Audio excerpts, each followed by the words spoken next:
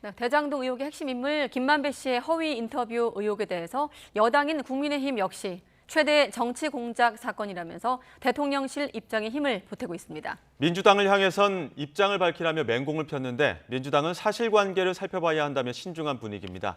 취재기자 연결합니다. 김경수 기자. 네, 국회입니다. 네, 오늘 아침에 국민의힘 지도부 일제히 비판의 목소리를 냈더군요.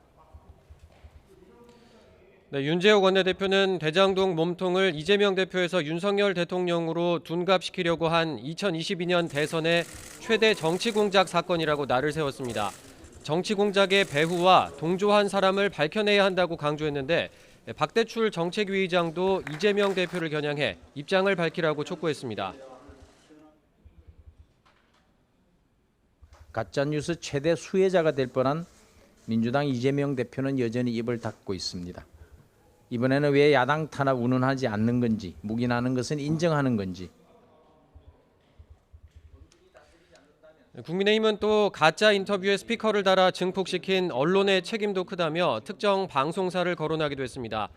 반면 민주당은 허위 인터뷰 의혹과 관련해 당 차원의 공식 언급을 자제하고 있습니다. 다만 진위를 더 살펴볼 필요가 있다면서 신중한 분위기입니다. 지금 단계에서 과거에 그러면은 어떤 인터뷰라든지 과거의 보도가 무조건 다 허위였다라고만 얘기를 할 수 있는 것인지 그런 부분을 좀 더 살펴볼 필요는 있다고 생각합니다. 네, 무소속 윤미향 의원의 친북 행사 참석 논란을 두고도 여당의 공세가 거센데 윤 의원 오늘 추가로 입장을 밝혔죠?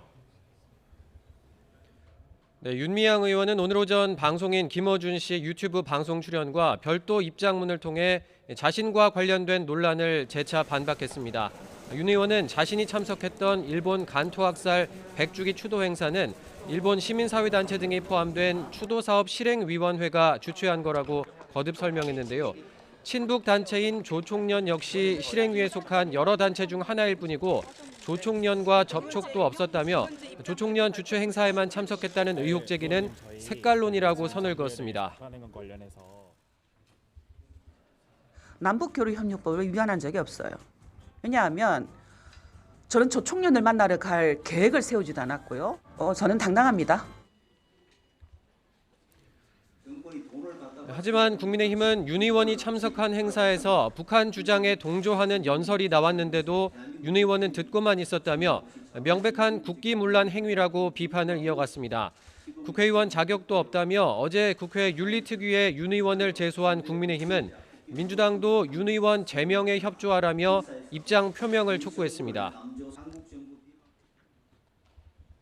자발적으로 참석한 것으로 모자라 행사에서 우리 정부를 남조선 괴뢰도당이라고 부르는 것을 가만히 듣고 앉아있기만 했다는 것은 명백한 국회의원 제명 사유입니다.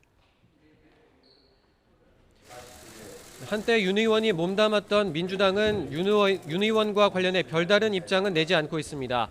한편 오늘 오후 정치 분야 국회 대정부 질문에선 정부 여당과 야당이 시작부터 날선 신경전을 벌이고 있습니다.